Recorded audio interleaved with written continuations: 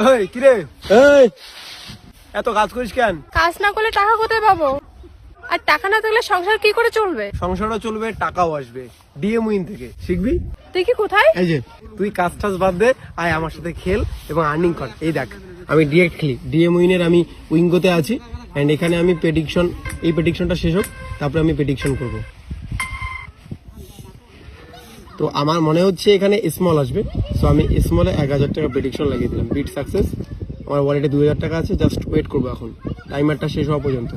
আর timer শেষ হতে হতে আমি বলি, ইনস্টাগ্রামের আমার বায়োতে কিন্তু লিঙ্ক দেওয়া আছে, টেলিগ্রাম চাইল link plus DM win register link, join করবি।